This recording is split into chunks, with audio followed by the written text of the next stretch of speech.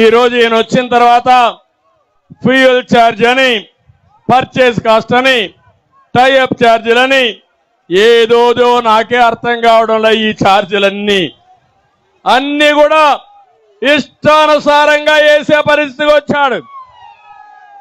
ఈరోజు 5 సంవత్సరాల్లో మీరు చూస్తే పేదవాడు భరించలేని భారం వేశాడు.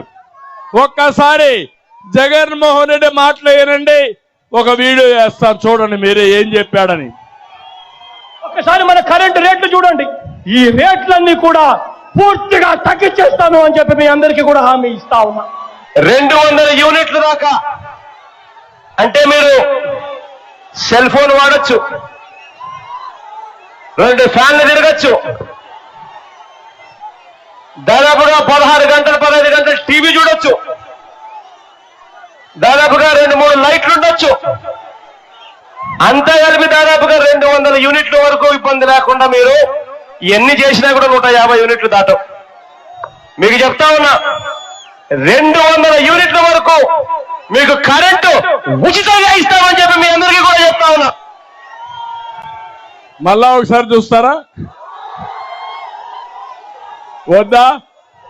అర్థమైపోయిందా మీకు? 200 యూనిట్ల వరకు కరెంట్ ఛార్జీలు ఉచితం. 5 ఏళ్ళు అయిపోయింది, ఇంక 82 రోజులే ఉంది. ఇచ్చాడా అని మిమ్మల్ని అడుగుతున్నా. కరెంటు ఛార్జీలు పెంచనన్నాడు పెద్ద మనిషి, 9 సార్లు పెంచాడా లేదా అని మిమ్మల్ని అడుగుతున్నా.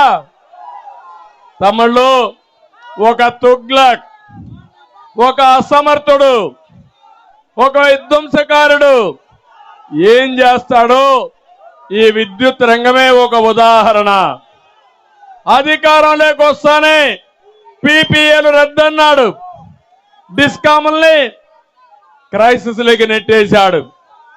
ఇష్టానుసారంగా అప్పుల కోసం రైతుల మోటార్లకు మీటర్లు పెట్టిన అసమర్థ ముఖ్యమంత్రి ఈ జగన్మోహన్ రెడ్డి. ఇంకో పక్క మీరు ఒకసారి చూస్తే నేను ఒకటే హామీ ఇస్తున్నా, తెలుగుదేశం పార్టీకి పాలన అంటే తెలుసు, సంపద ఎట్ట సృష్టించాలో తెలుసు, పేదవాడికి ఎట్ట న్యాయం చేయాలో తెలుసు. మళ్ళీ హామీ ఇస్తున్నా, కరెంటు ఛార్జీలు పెంచకుండా ఈ రాష్ట్రంలో మీకు అన్ని విధాల మేలు జరిగేట్టుగా నేను చేస్తానని మరొక్కసారి హామీ ఇస్తున్నా.